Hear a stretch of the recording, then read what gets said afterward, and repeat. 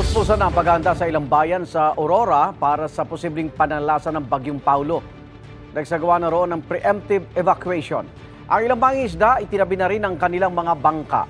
Live mula sa Kasiguran, Aurora, may unang balita si Sandra Aguinaldo. Sandra.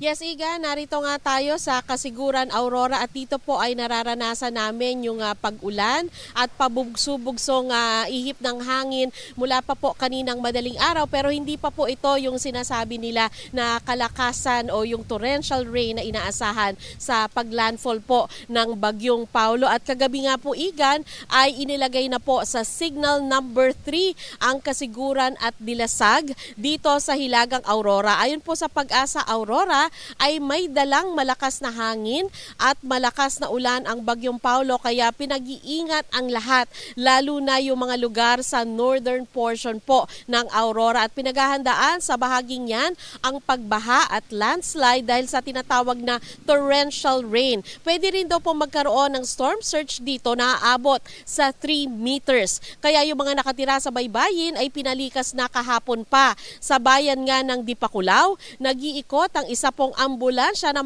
may loudspeaker para manawagan sa mga residente sa tabing dagat na lumikas na. Gayunpaman, ilan sa aming nakausap ay nagsabing oobserbahan muna nila ang panahon bago sila lumikas. Yung mga bangka nila ay iniahon muna sa dagat at inilagay po sa gilid ng kalsada. Hindi muna pinapayagang pumalaot ang mga sasakyang pandagat.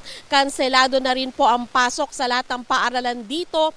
Private man po yan at public, at wala ring pasok ang lahat ng government offices. Igan, sa ngayon po ay inaasahan yung kalakasan ng ulan na dala ng Bagyong Paulo at 8 a.m. hanggang daw po bandang tanghali yan, Igan, at maaari din po daw pong maranasan yung malakas na hangin at daluyong na maaring hanggang 3 meters sa baybayin po dito sa Hilagang Aurora. Yan muna po ang pinakahuling ulat mula dito sa Kasiguran, Igan.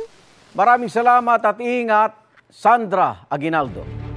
Igan, mauna ka sa mga balita, mag-subscribe na sa GMA Integrated News sa YouTube para sa iba't ibang ulat sa ating bansa.